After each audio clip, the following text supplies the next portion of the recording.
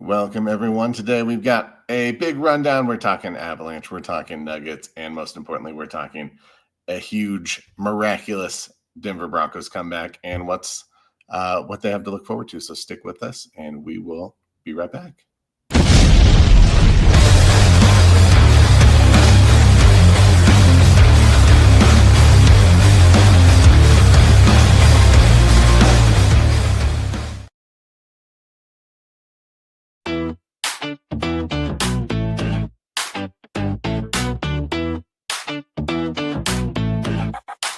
Yo, welcome to the show. Let me set the scene. Mile High Sports Symposium, living the dream. Broncos in the house with that orange and blue. Nuggets making moves, watch that altitude crew. Avalanche bringing ice, check the skills they display. Rocky swinging bats, ready for game day. Rapids in the mix, kicking it with style. Buffs bring the heat, put the rivals on trial. Out talking JJT, they got the scoop. Mile High vibes, feel that energy rise. Sports on the menu, watch the crowd mesmerize. From football to hockey, we're taking it higher. Join the celebration, feel that sports desire.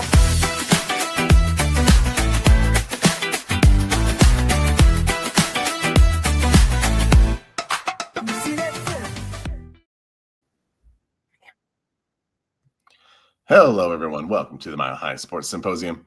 I am one of your hosts, JT Matthews, and I'm here with my co-host, the Dr. Nicholas Manning. Doc, happy Wednesday. We are back. How are you feeling? How you doing? I'm good, man. Good. We had several birthdays over the past couple weeks. I can't hear you. Is it me? I can hear me. Can you hear me? Oh, I bet it's my. Hold on. When the song was going on, I turned my speaker way down. I bet it's that. Let's see. Well, I'm good. We got freshly minted 8-year-old as of yesterday, and then had a two freshly minted 6-year-olds. So your little man turned 6, and then 3 days later, the youngest in the group turned 6. Last a week from Monday, but I still can't hear you. What's going on? Is it me? Is it you? It doesn't say it's muted. Nope, it's you. But I'm not sure what's going on. I can hear you.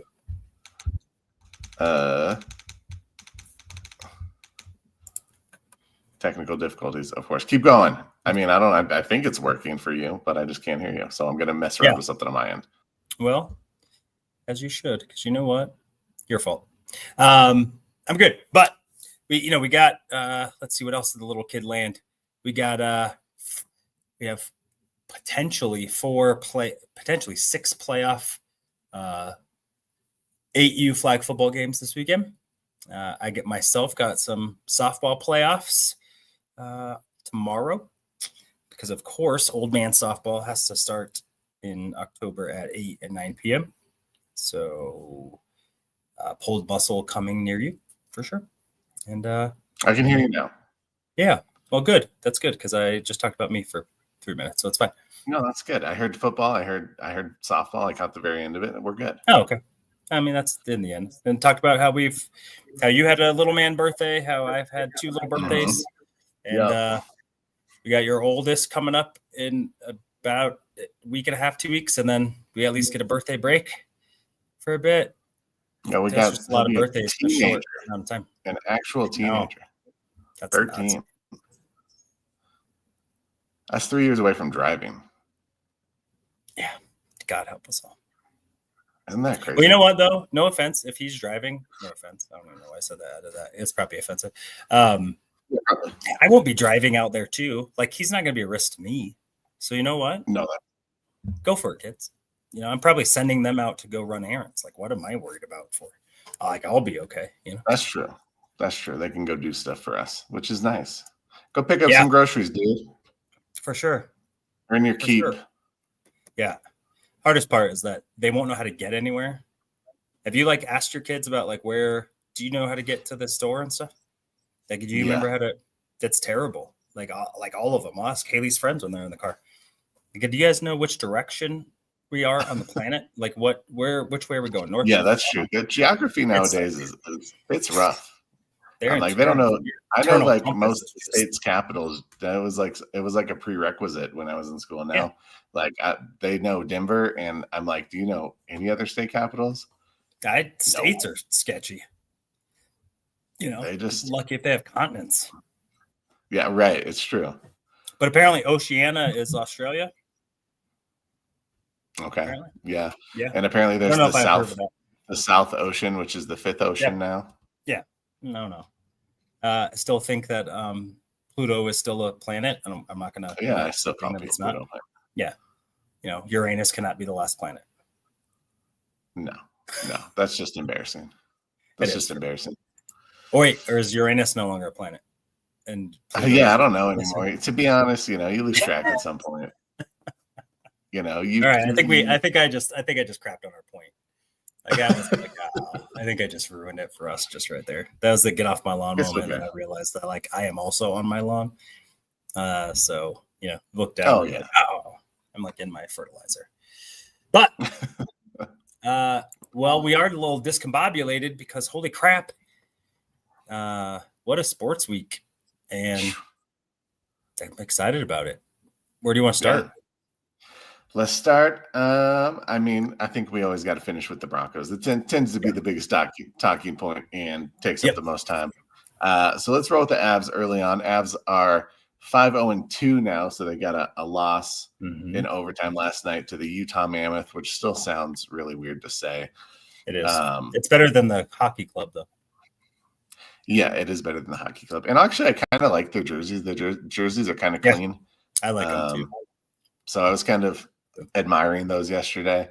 Yeah. But, just a sloppy game overall yesterday. But overall, the Avs have just come out of the gate hot. They've got 12 out of possible 14 points. Yeah. So far, it's a pretty great way to start the season. And it's just when you listen to the broadcast, the national broadcast, they're singing the Avs praises. I think everyone seems to think that this is a team that's got a real shot at the Stanley Cup. I think we kind of knew that going into the season, but we've been witness to some early slumps, some slow starts, and some injuries that we've been kind of nursing going into the season, or like waiting for big suspensions or injuries in the middle of seasons. And it's just nice that it's finally a healthy season. It kind of feels similar to the Nuggets right now, right? Everyone's healthy. It seems like everyone's on the same page. Everyone knows what the goal is. It's urgency. It's exciting. And Avs are just putting out a great product right now. And it's a lot of fun to see. And I think there's still room for improvement, right? There are some guys that still haven't. I thought Net just looked lost a little bit yesterday. And they still were able to beat a team that had won 3 in a row and now 4 in a row in the Mammoth. And so that's a good hockey club right there. A team we just beat 2-1. They just beat a handful of days. Yeah. And you're playing your backup goaltender and you've given up 14 goals in 7 games. I mean, that's pretty elite. So your offense hasn't really got going, I would say, where it's hitting on all cylinders, and when and if that happens. But the fact that defensively, you're choking teams out, you are leading the NHL or top the NHL in goal differential. So you're competing with the Jets, who have elite goaltending, and then Vegas, who is obviously kind of a perennial power. But you're playing really well, and most of those games have been on the road. So they have still yet to check, they haven't lost yet, but the majority of those games have been on the road. So the fact that they're able to do that has been, I think, pretty outstanding. You start getting where they're back at home for some significant time. I think, this is a team that will go on a run. I was kind of looking at the roster too, just to, to think about what moves would be out there, because there's always the rumors of I don't know what I would want them to do. And I know it's super early, but it's a little of I really like their roster, and barring knock, right? Barring any significant issues, I think you have a really good mix of vets. You have some size on your blue line for the first time, probably a long time, where you got some guys that'll muck it up. We talked about the second line with Val, Gabe, and Nelson of what a change. You go from speed and skill finesse to some brutes in that, and not that the second line can't score and that McKinnon won't slam some dude's face. But just stark contrast from, just a team of skaters and, they're going to beat you with, but that team can struggle if they're not, if you're not catching fire, which we've seen in the playoffs, you get out muscled or out mucked. It's really hard for that group. It's been hard for that group to play a little more dirty. And I mean that in a clean fashion, I guess. So I kind of like where they're at. And I think that this is a really exciting time. I think we felt really good about where they were at, but having the post Rantanen Blues was real. And then, watching the Stars kind of come out and get clunky around makes me feel a little bit better for sure. Won't stay that way, but you got to feel good. Last year starting off 1-4 and giving up a ridiculous amount of goals. So right now your backup goaltender is better than both the other goaltenders you had last year combined.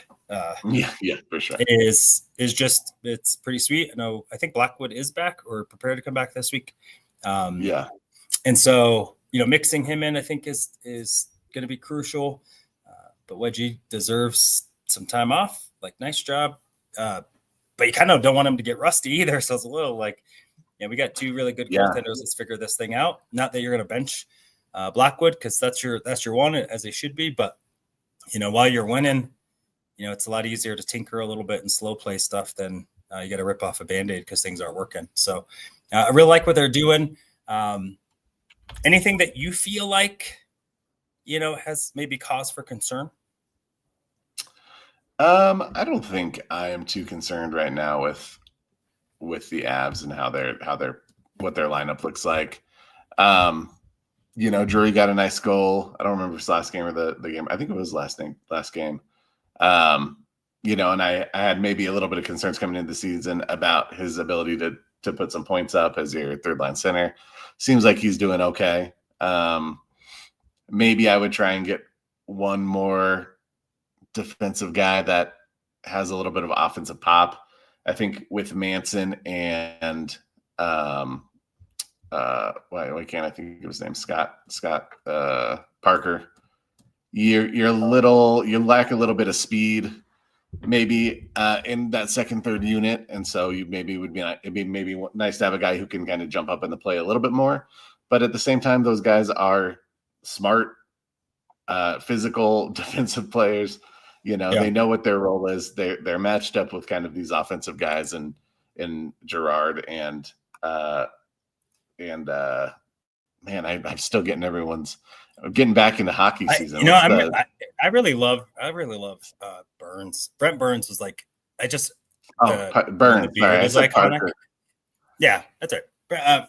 But so far, I think that he's been, he's averaging about 20 minutes a game right now, and I think it's been, with Gerard kind of coming back a little slow, I think that has been helpful. I think Sam Malinsky has played pretty well, and so I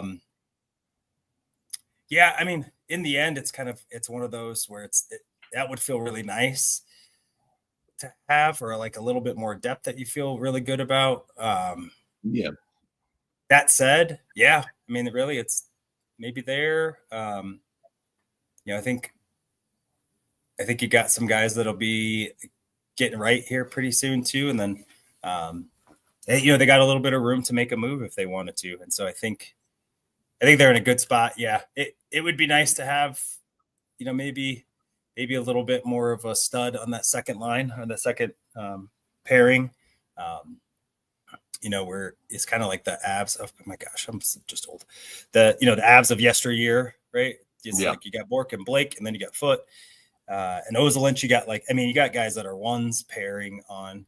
Obviously, I think the game is significantly different now with the salary cap and all that stuff. You can't have all those things, and each team is going to have those. And so you really, what's your Achilles heel going to be, and then how are you going to make up for that? I think obviously as the playoffs come, you shorten that right to probably 5 guys are playing on some kind of quasi rotation, or your third pair gets mixed in and out pretty quick. But again, when they're on the ice, they got to contribute. And so feel a little bit better about that. But right now what they're doing, 14 goals, in 7 games. I mean, it's not all a Wedgwood, outing. It's a collective defensive effort. I think we know that. And so whatever they're doing, it's working. On defense, not a ton offensively, but to be honest, maybe that's good. Maybe that's good for them to have to really play complementary hockey as opposed to, taking a shift off, which I think happens sometimes because they felt like, well, we can score 5, and then you mail it in a little bit. You get a rough night where you hit a couple posts and you lose 4-3. And so, but I like where they're at, and I'm excited, man. I think that this is a team with some real promise. I really like the addition of Olofsson. I think it's been a little slow as of now, but I think that's a guy that I think will play better. And with a guy like that who has scored 20, 28 goals in a season, has the capability of being able to do that. And so I think with this team, once he kind of gets his footing, I think that's a nice buy low addition. I think that Seth MacFarlane has done a great job of overhauling this roster in a 12-month span to have it really be competing for championship. So love where they're at. I don't think you could ask for a better start realistically. And there's no reason really. I feel like, they're going to hit some bumps in the road because every team does. That said, I think that this team and the way that it's built has some staying power. So, I think Ballerina is doing well so far. Yeah, I was just gonna say, I think you could have like a timeshare goalie situation if Blackwood's playing well.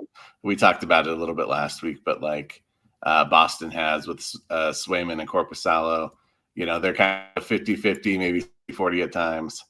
Goalie rotation. I think if guys are hot, you gotta let them play a little bit. Now taking this loss, maybe it'll be a good transition point for Blackwood to come in next game if he's ready, and just see what he's got coming off of his injury, seeing if he looks like he's ready to be, if he's in game shape. I know they just had him up for conditioning, a week of conditioning before he comes back in. I'm not sure exactly where he is in that, but they terminated. He's back, so I don't think that you would bring him back if he's not going to play. What's the point of bringing him to the roster? Right.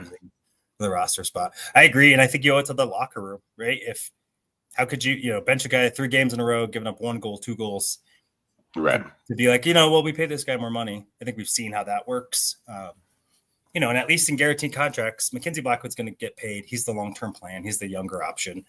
His long-term status isn't going anywhere. Scott Wedgwood has never shown that he can be an elite goaltender over time, nor is he here because of that. And he knows that and has been vocal about that. And so it's a little bit of like, why not? Why not do that? Ride the hot hand, stack up wins while you can, because there will be a lull. And, it's nice to have a little bit of cushion for when that difficulty comes. Yeah, and the last thing I'd say about the Avs, I think the one thing that's been concerning thus far, but I don't think it's really going to be a concern in the long term, is their power play. I think they're bottom 5 right now in their power play percentage, scoring percentage, and I think that it's just a matter of time before those guys start netting some of those. I mean, you've got a really dangerous group with Natchez and McKinnon and Makar and Nelson. Guys who can score the puck and Landeskog. You got Tyus, who is a primary point. I mean, it's when LOC is available. Is LOC coming? I gotta look that up. I know but they have guys that will get in front of the muck, and that's just way too much of offensive talent. And again, if they're winning like this without the benefit of an offensive team taking advantage of the biggest advantage in sports, where you get a extra player, they will. And at that point in time too, it'll be a nice place to go. Yeah, Johnny, we just talked. Yep, it's Marty's the plan. Yeah, I think the worry is that he's playing so well right now, he might price himself out. He's top 5 in points right now. And obviously it's early, so it's hard to say. It's early. So I think be what my works only in the worry right favor now of is the that Nuggets, though, is that it's a one trick. Like he hasn't done it before. Like he's been a good player, but not a consistent player. And so I think, yeah, I mean, would a desperate team pay him a ton? Yep. And to be honest, if he's a guy that like wants to maximize those, if he wants to maximize his dollars, I think you better know that come trade deadline. And as much as I love Rantanen and that sucked, I was all like, if you don't think you can sign him, right, at some point you have to make the move that's best for the franchise and not hope. Like it's watch the Rockies do it every year. Just why are you holding on to? Yeah. What are we doing? And so he should be a part of it. I think the plan getting him here was that he'd be the long-term piece. You hope that they get something done. I have confidence that they will. But if it comes February and it doesn't feel like they're inching close to a deal, they've shown that they'll do it. And so, for him, I think, 2 in the hand and 1 in the whatever that saying is. You know what I'm saying? What's being on a potential on a contending team for a long time, or do you want to go play for the Sabres and make a ton of money? I mean, look at Nazem right now, right? The Flames are terrible. Mm-hmm. He got his ring, but I know he's probably not loving life. And to each their own. I'm not getting paid $9 million to play hockey, and so I don't get mad at them for making those deals too. And so it's a little bit of like what matters. My thought maybe is you get Netchus on a short-term deal where he hits free agency again while he's still relatively young, and then you can kind of cycle out that type of player. Maybe that works for both, but yeah, I think it's an interesting thing that we'll have to see plays out. Yep, for sure. Let's transition. Let's talk a little bit about the Denver Nuggets. Denver Nuggets begin their season tomorrow night, 8 p.m. game in San Francisco against Golden State.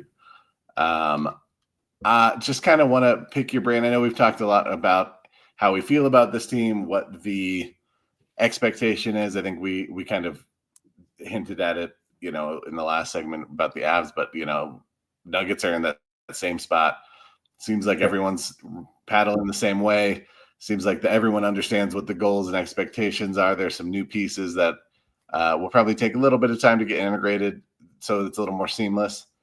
But a really exciting team, a team that has a lot of potential, and a team that gets started tomorrow against a veteran team in Golden State that, they won last night. They played a good game. Steph looked really good still. I don't know how old he is, 37, 38.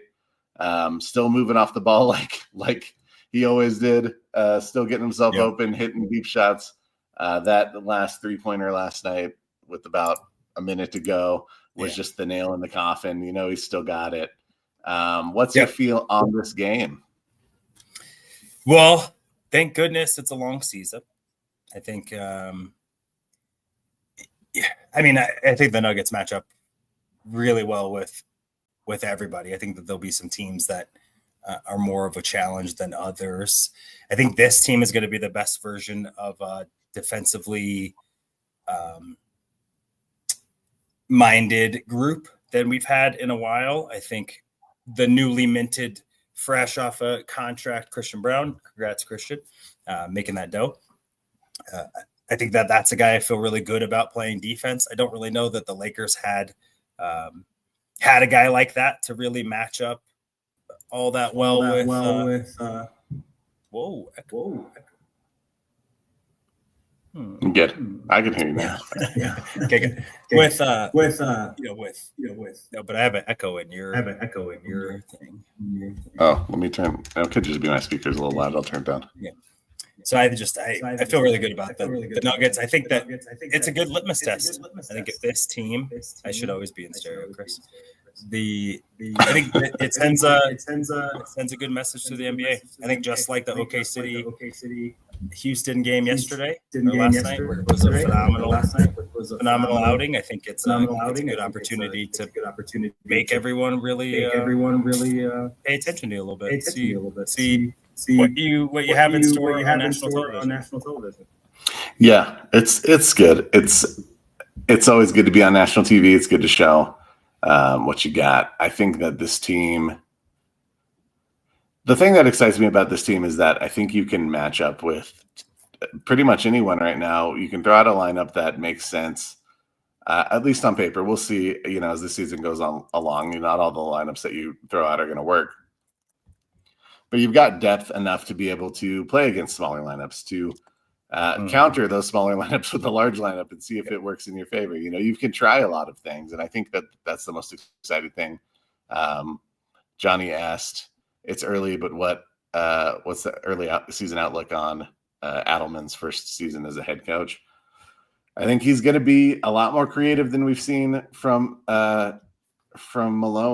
In the past, I think he wants to see what Jokic and Valanciunas on the floor look like together. If that's something that they can roll out in some sort of series or against key opponents, I think that you're going to see him use guys off the bench as like we talked about before, like a Spencer Jones. I think if they really want to agitate someone, Spencer Jones is going to be your agitator. He's going to be your guy that maybe only plays 7 minutes, picks up 4 or 5 fouls, but is going to get into their best player, one of the better players on the team.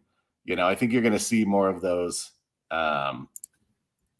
experiments, more of those. Just let's see what happens. Rotations. I think at times it'll probably bite them in the butt a little bit, but I think the other thing that I think we may see up to this point, Jokic has been a pretty quiet superstar. I think that he's going to still be a pretty quiet superstar in the scheme of things. But I think this may be more of a relationship between Adelman and Jokic that you see with other superstars in franchises, your LeBron James, those types, where it's more of a, 1A, 1B partnership as opposed to I'm the head coach and the buck stops here. Not in a negative way, but I think that I think Adelman's kind of challenged them being Jokic and Murray and some of your more veteran core guys, to be the voice in the locker room, so that he doesn't always have to be the voice in the locker room. And I think that Jokic is at a point in his career where he is ready to take on that mantle. I think when you have a team that's competing for championships every year, that those voices matter.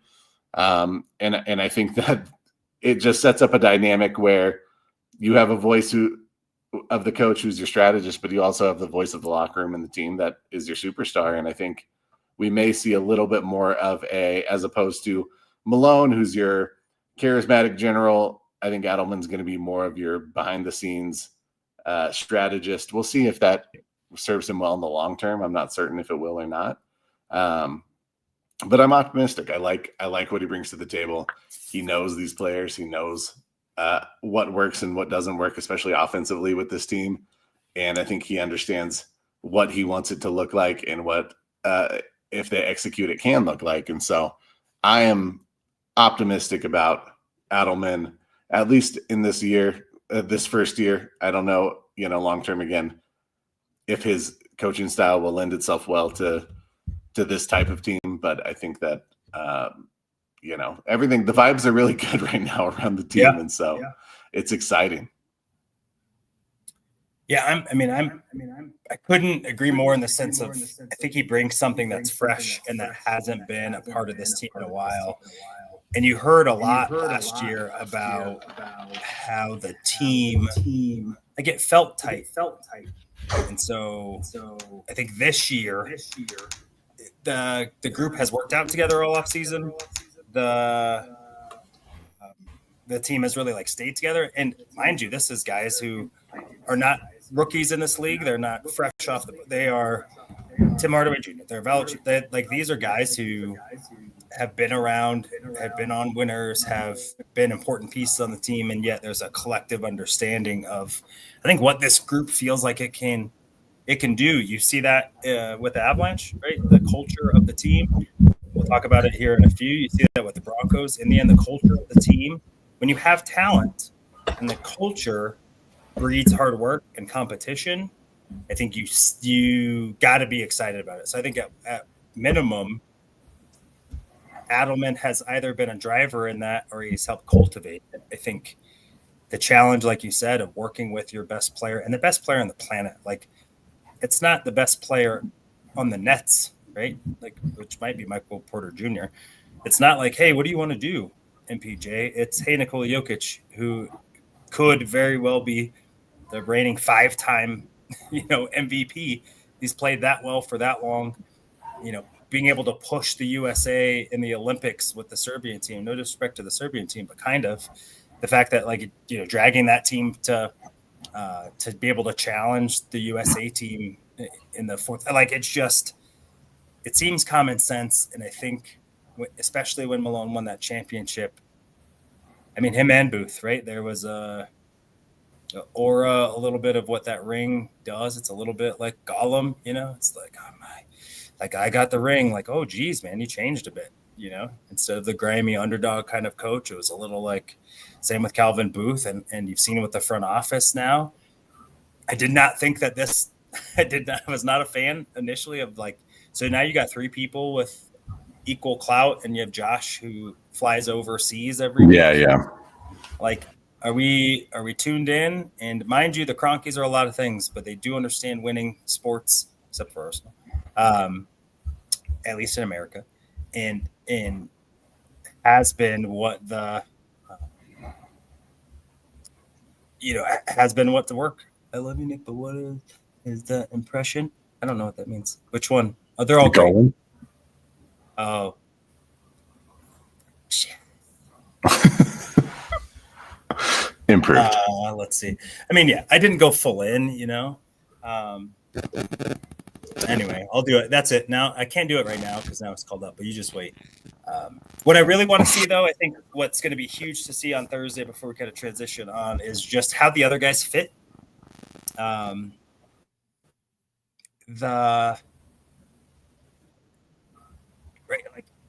Cam Johnson is a big addition, and I think we're all excited and understand that if he comes here and is what we think he can be, this team will. And he's a damn good player already, right? Tim Hardaway Jr., all that stuff.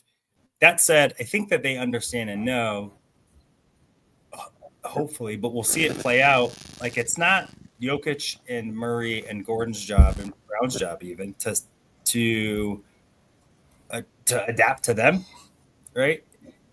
You're coming into a team that has already won a championship. You're coming to a team that is, the core is established. It's your job to come fit in. I think that they will. It'll be interesting to see how it works, right? How do guys find roles? How do they cultivate their niche? And even Bruce Brown, right? Like, this isn't the same team that he left. It's similar.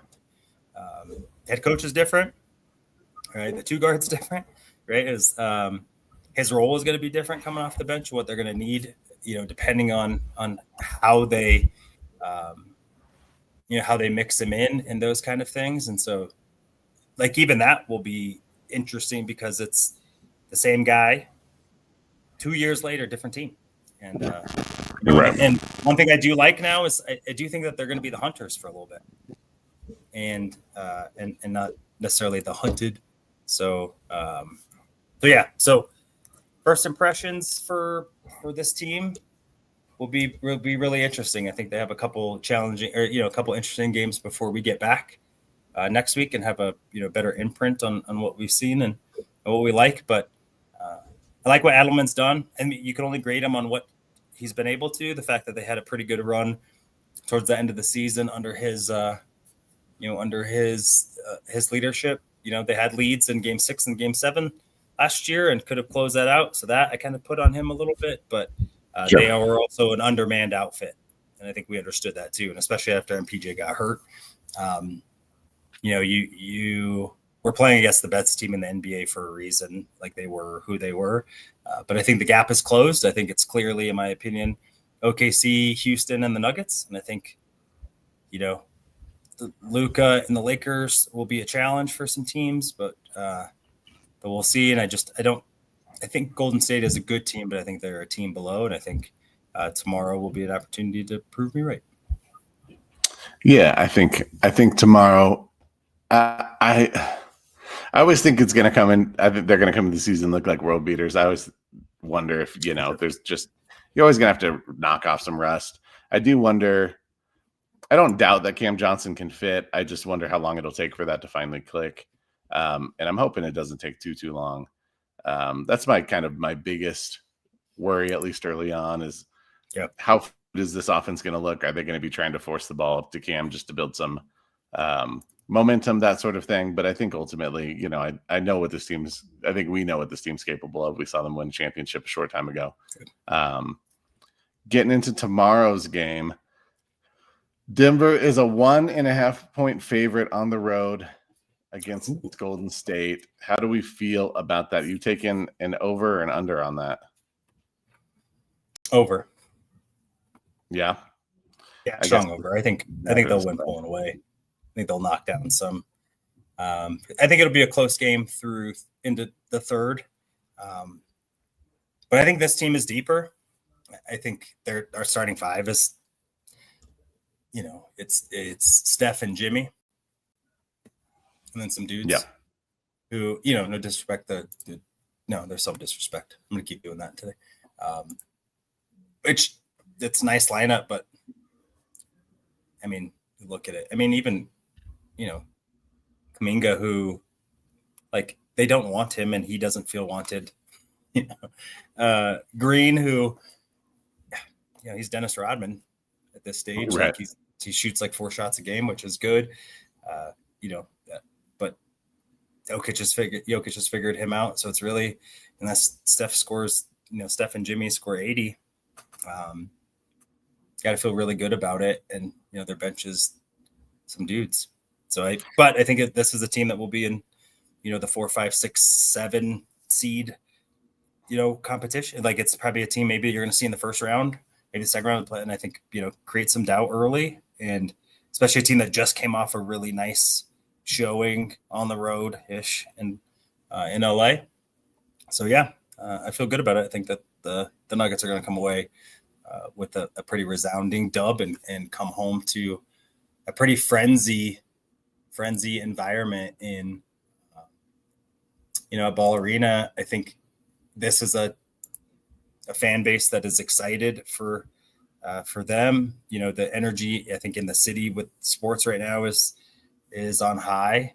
Come back against the Suns, who we hate, regardless of how, and then they got Grayson Allen and Dylan Brooks, and they're started and Devin Booker. Is there more punchable backcourt in the NBA? Probably not. Probably not. Probably and not. How fun would that be just to remind them how much they suck? Let's go find that Suns and 4 guy and just rub their nose in it, and feel pretty good about separating that. It's 2 wins in conference. The matchup against the Clippers, who we don't like to. Coming soon, just fun stuff ahead, I think. Or no, sorry, Timberwolves, which I think that will be a fun matchup. So get a couple wins early, and then that one will be the litmus test. That'll be fun for us to talk about before we get back next time. I'm giving you some points over unders. You gotta take them. Okay. You gotta tell me which one you take them. Nikola Jokic points against Golden State, 29.5. You going over or under? Whoa, I'm gonna go under. Okay. And then Nikola goes under because I think he's going to drop 14 assists. I think other guys are going to eat. I think it's going to be one of those games. Yeah, it's over under on assists is 9.5. So I think it's well over. Yeah. Jamal Murray. I think it's the first triple double. I think it's the first triple double of the season. I think so too, actually. Yeah, and I mean, Chris, Green's a good defense. He's 6'7", maybe, right? I think Nikola's he's probably gonna have 10 rebounds by the second quarter. Yeah, I think size-wise, especially if Valanciunas comes in too, they're just gonna gobble this team up. It's gonna be really fun to watch because I think how multiple they are. But yeah, I think over and over on both of those, or under and over on the assists. I think that going to Chris's question, I think we'll probably see them try and do what Oklahoma City did, which is put a guard to front or a forward to front Jokic in the post. Yep. I wonder how much of that we'll see. It's dangerous though for them because they've got Aaron Gordon right behind them. And if you want to put out a big lineup, you can get Val in there. You can get some size in there. So it will be interesting. But even their front court, right? So you got Green, and then you got Kuminga, who's 6'7". So even whatever player you have coming from the weak side, if you get that ball over him and he keeps the ball up, you don't have anyone that can compete to cause him problems. The shooter's got to take advantage. But yeah, but that's that's every team, especially when it's inside outside. And I think that they will. I think he is literally the unicorn about, who gets better shots off. I mean, Right. It's catch and shoot. Aaron Gordon was top 5 in the league in catch and shoot last year. That was 90% Nikola Jokic being able to break down D's and hit him when he's open. And now you got, I think, Aaron Gordon, who's been able to get fresh, backside cuts, and Cam Johnson, who's just a smart basketball player. Murray, I think, is going to benefit from now having a more dangerous lineup out there and some of his catch and shoot opportunities. So I don't think they don't have an answer for him. And then I don't think many teams do. I think Minnesota has a good plan, at least when it comes to that. But even, Rudy Gobert, who's still a tremendous defender, gets ragdolled. And I definitely don't think that the Warriors have a lineup to be able to compete. And I think they're going to have to try and out small ball the Nuggets. And our benefit, our 7-footer is one of the best 3-point shooters in the NBA. So you want a small ball with us. We have a 7-footer who is like 50% from the arc for 80% of last year. He was just out of his mind. One or two more over-unders or some questions, maybe some future questions. They had Jamal at 20.5 points. Do you take over-under on that? On the game or the season? On the game. I'm going to go over. Okay. I'm going to go over. I think that the challenge for him is to come out, and especially, against Steph. I think it's a good opportunity for him to come out and put his name on the map. I think he wants to be an all-star. I think this team wants him to be an all-star. I think what's a better way to get that PR train running than with an early dub? Yeah. We did the over-under regular season wins, didn't we? Yeah. Okay. Yeah, we both went over. Right now, and I wonder, and I'm not going to ask you because there's no over-under, but right now, Jokic has the number 2 odds to win the MVP behind Shai Gilgeous-Alexander. Mm-hmm. Do you think that is how it's going to play out? Do you think Jokic is going to be the MVP? Do you think it could be someone else? I think it could be someone else. I don't think it should be. I think depending on, I think we know the last 5 years. I think with the East being extremely down, could somebody, I don't even know who, could Jalen Brunson, maybe the Knicks are the 1 seed, and, that would be a great story for the NBA, New York guy, like maybe something like that. Luka, maybe the story. Yeah. Luka, maybe, if they're a 3 seed and and LeBron is in and out or load management, Luka does what he did last night, but they got to come away with wins. And I think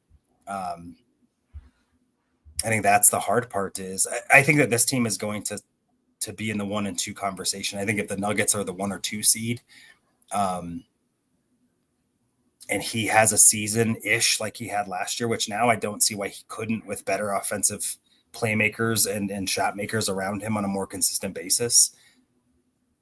I don't see how it's not. To me, I wish that the odds were worse, because I definitely would get that money in. I think Wemby for sure. Just because, and to me, I think I think those will be really good players. And I think it depends on how the league wants to craft their narrative. There's going to be some of those things where it's like you want some of the younger guys to really make pushes, because that's what makes your league relevant for longer. The old heads keep being those guys to win that stuff. You lose some of the young viewership. And so, and if the Nuggets are the 1 seed, or they're bumping heads with OKC,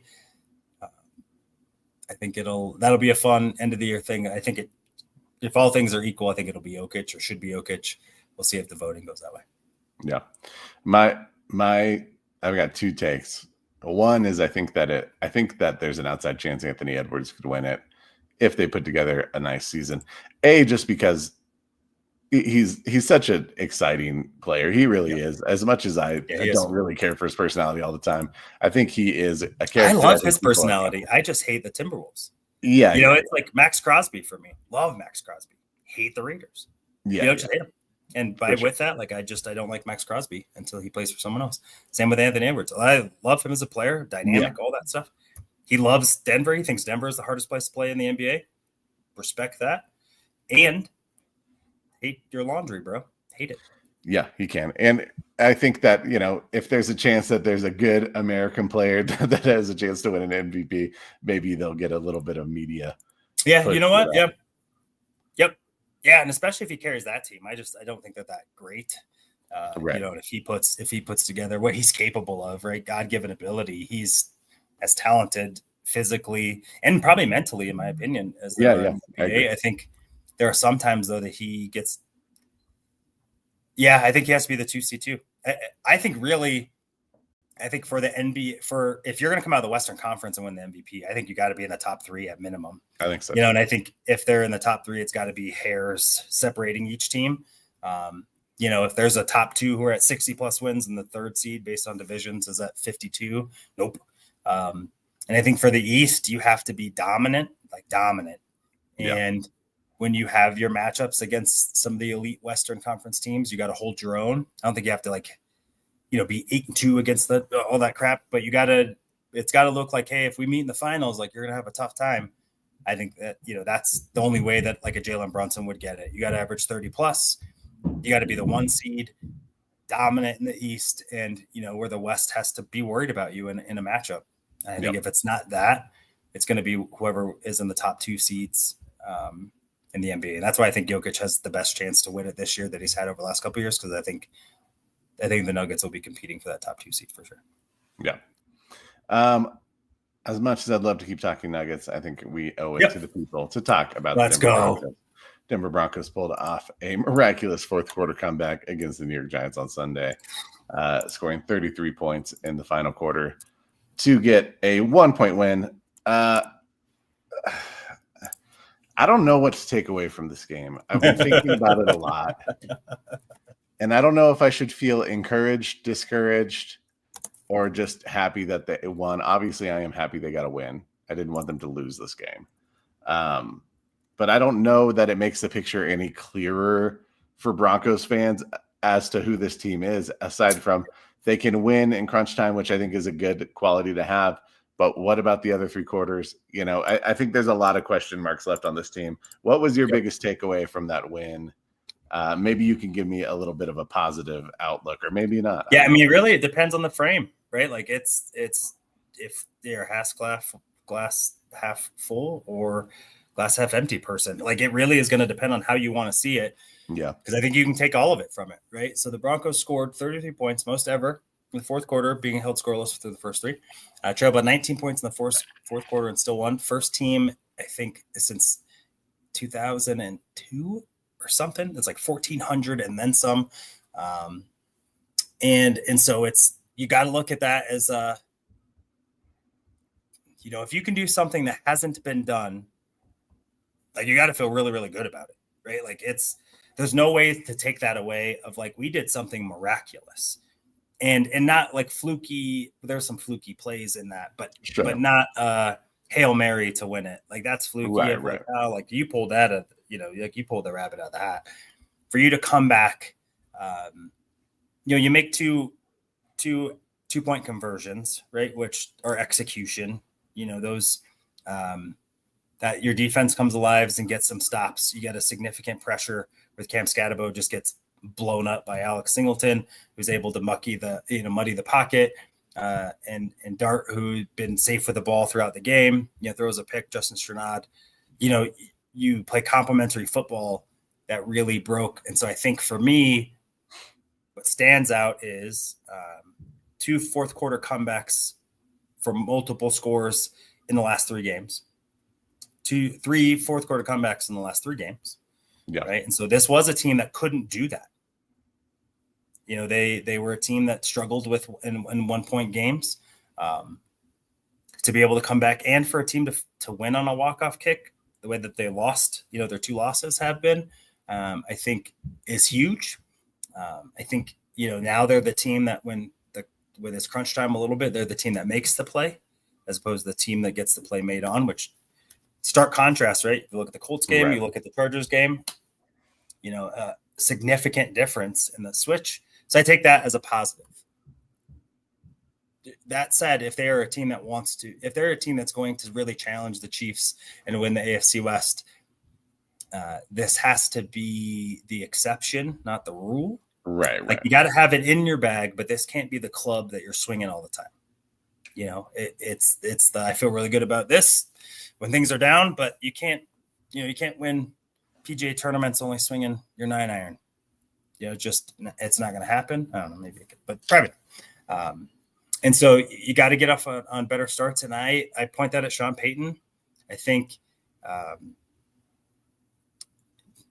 you kind of see what happens when push comes to shove. They figure out things offensively.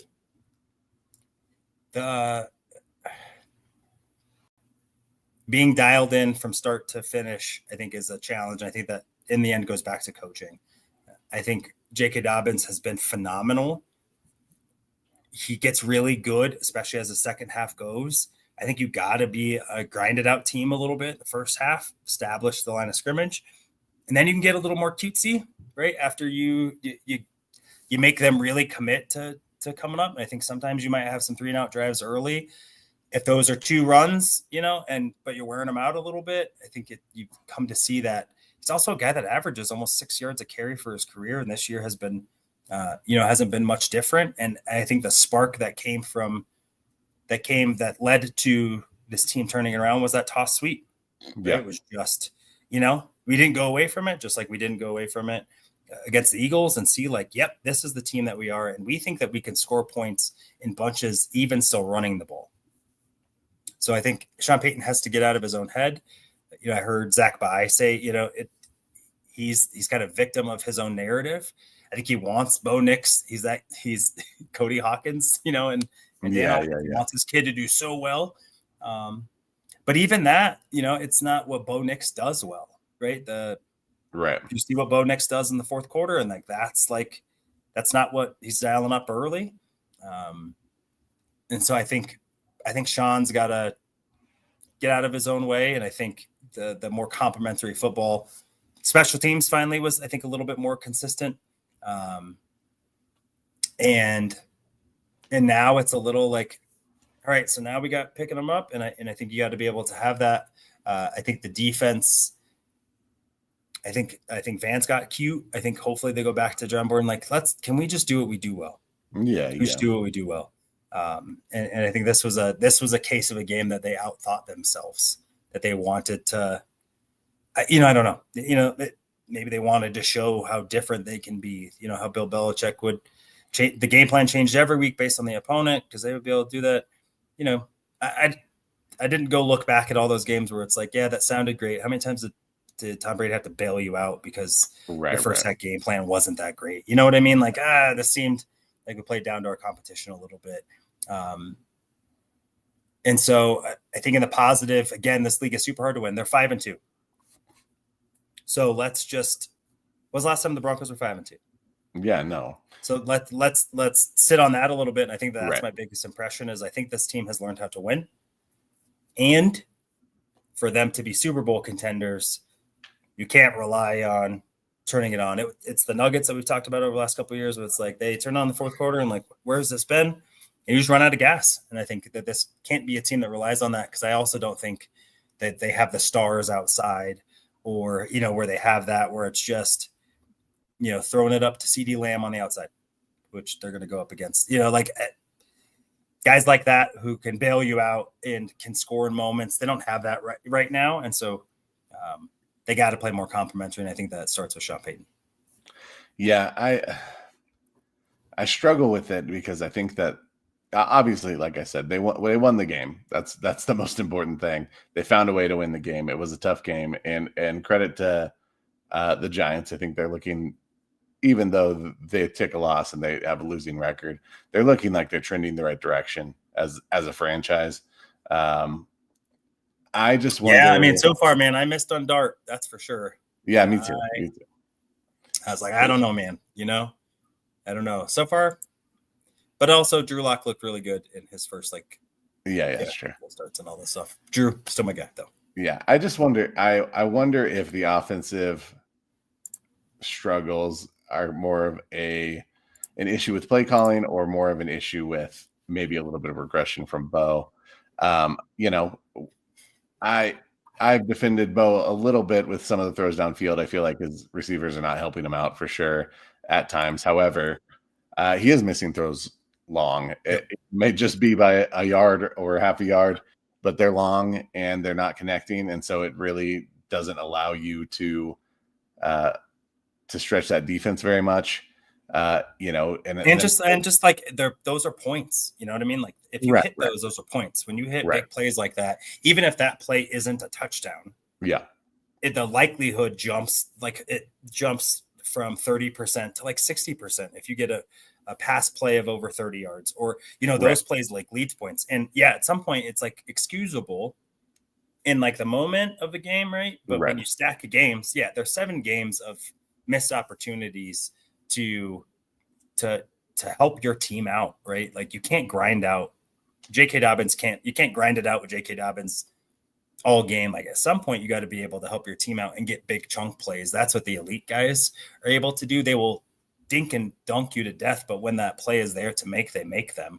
I couldn't agree more. That's a little bit of, last year, really, the deep ball was the saving grace. It was the intermediate stuff that was a challenge. And now I think that it's flipped. I couldn't agree more. Like you got to hit those. I think like you got to put your team in a position to get those points.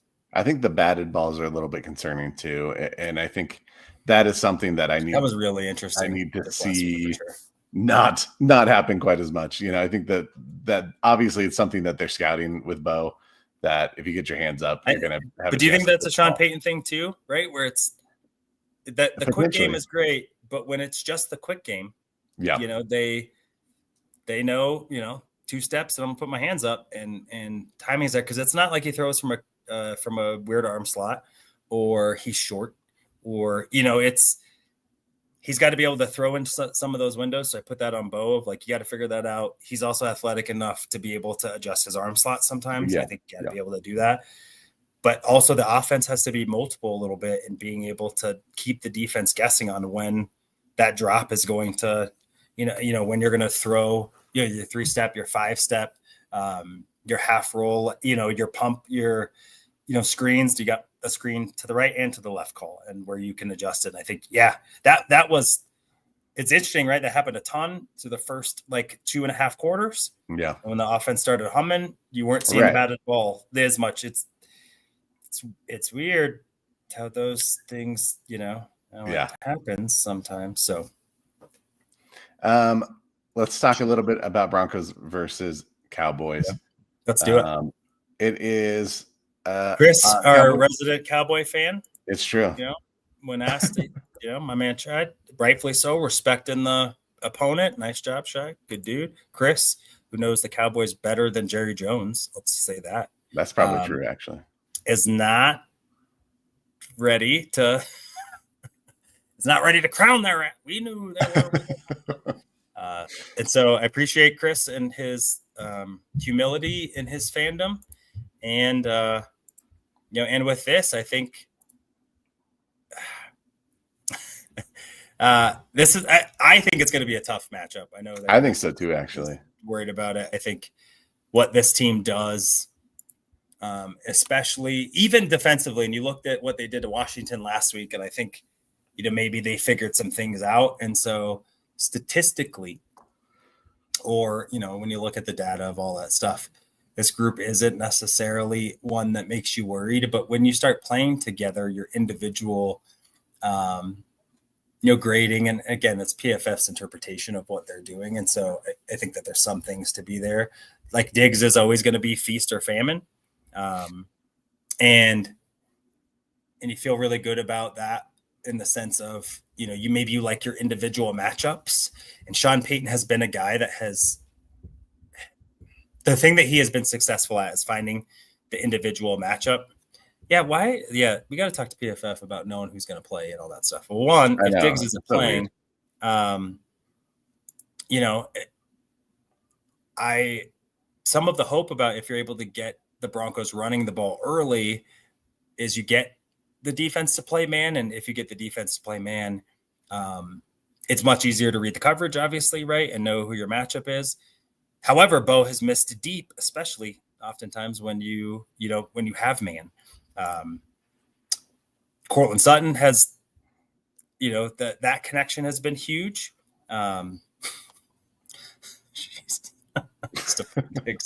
Oh, Chris. Oh, okay. I love you, bro. I like the allegedly. Yeah, allegedly. I mean, it's just like Brian Greasy and right. And so that I worry about that a little bit. I think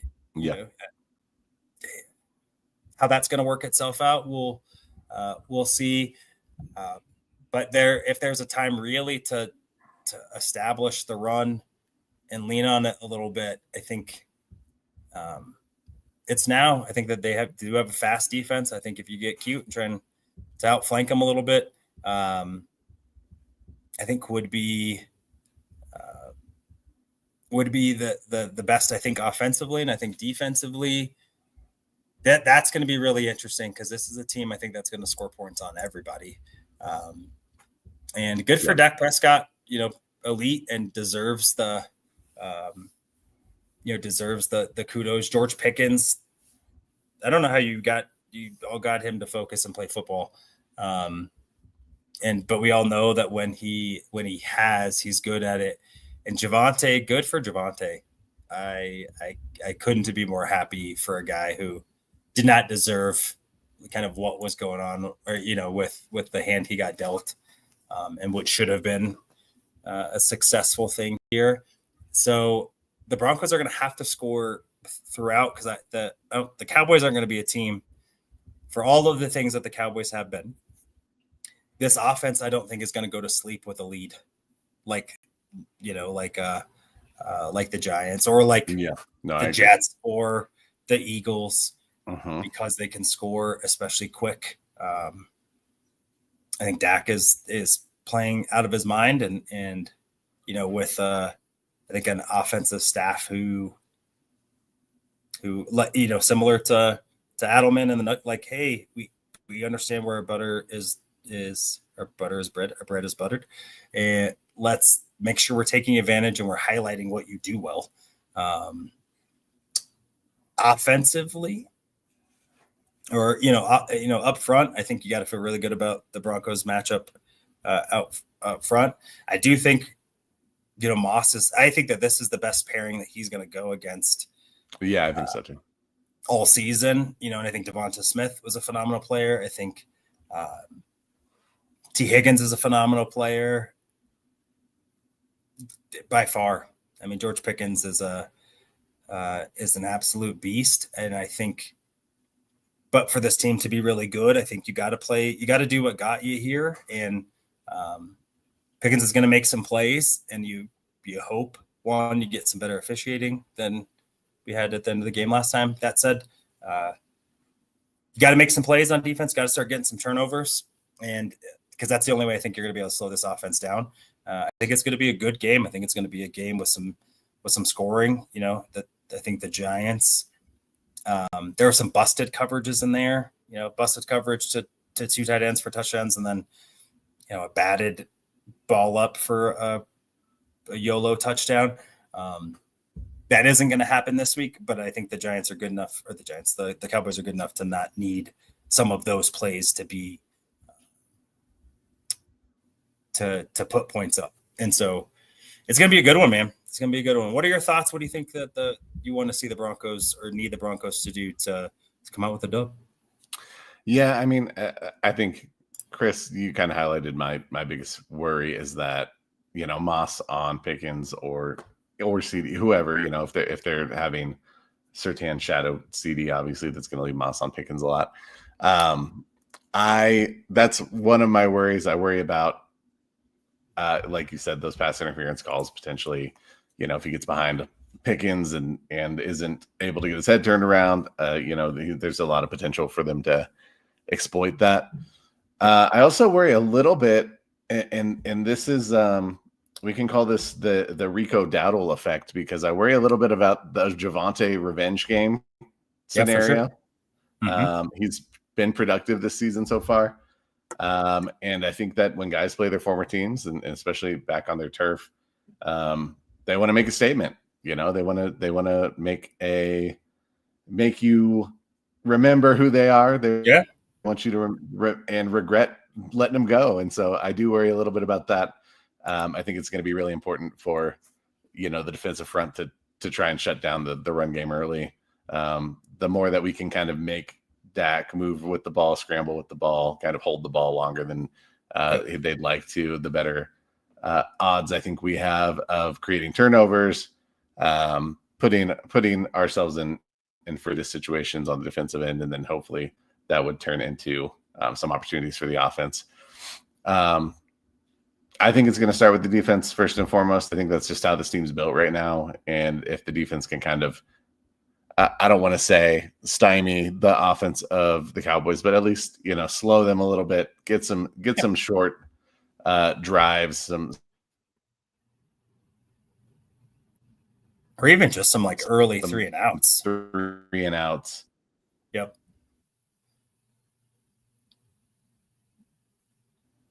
Maybe potentially play with a short field or them. And I think that it's been difficult to find a rhythm for this offense all season. And so it would be nice to finally be able to find that. Predictions. Yeah. Well, first and foremost, this would have been the best game for Dre Greenlaw to be available. Yeah, I know. I think Jake Ferguson is a really good option in the middle of the field. I love what Strnad has. You know what? Strnad has went from an afterthought over the last several weeks to maybe that is your long-term pairing with Dre. And good for him, man. And that said, this will be a really good opportunity for him to show that he can do that. Because I think Ferguson brings something, especially over the middle of the field, which has been an issue for man teams. For teams that primarily go man, it's super hard to cover an athletic tight end. That is for sure. I think this game is going to be decided on whether or not the Broncos can run the ball successfully. Because I think if they can and control the clock, you minimize the opportunities that Dallas has, then that's going to give you the best chance to win. I think if you go, point for point, I think that doesn't line up well for the Broncos. That's for sure. I do feel good about the game in the sense I think the Broncos will win. I'm not overly confident. I think if there were a game for them to fall off the horse, if you will, it would be this one. But I think the Broncos edge out the Cowboys. I think it's going to be a good offensive showing. I think it'll be 27-24. All right. I'm going to take the glass half empty, I guess. I'm not moved by the Broncos the last couple weeks, especially offensively. I am optimistic in the long term of what this team can become. But they've got a lot to work out still. And I think that when you go against, especially in today's NFL, I know people still say defense wins championships. And I think that that's true, but Cowboys are really potent offensively right now. I think they're finding something with that unit that they have now that they're mostly healthy. I'm choosing a 28-21 loss to the Cowboys. That's not what I want, but that is my prediction. Well, Chris thinks it's going to be a boat race in Denver's favor. I hope so. That would be a nice statement game especially for the offense to really, if they can get something going. We'll see. I'm not that optimistic a person, unfortunately. I wish I were. But Chris hopes he's wrong. You hope you're wrong. I don't know what to think, but you know what? We'll have quite to talk about next week. That is for sure. Shout out again to he's a Debbie Downer, not me. To our sponsor again. Go get you some Dubby, OBN, whether that be Bo Nix, Orange and Blue Network 10, whatever you got to do. Our tremendous rundown of all the shows that are significantly better than ours. Go listen to them for sure. Broncos Talk up later today. So if you didn't get enough Broncos fix with our multi-sport combo, you'll get it here in just a couple of hours. And don't forget to go sub, please and thank you. We're almost at the threshold, so we can give someone a jersey. Go do that thing, because that's what's dope. So any last thoughts, comments, questions, concerns? Nope, just looking forward to the regular season starting for the Nuggets tomorrow. Looking forward to what that team can what the trajectory is for that team, and let's see what this sports weekend holds for Broncos fans and Colorado sports fans. It was a good week. Let's hope for another good week. Absolutely. But we're going to transition out. We appreciate you all for being here. Thank you for always tuning in. Thanks for all your comments in the chat, Chris. Thanks for being here. Always shy, you too. Always love interacting with y'all. But otherwise, be kind to one another. Be safe out there. And if you need a sports prescription, ask a doctor. Got your back. From football to hockey, we're taking it higher. Join the celebration, feel that sports desire.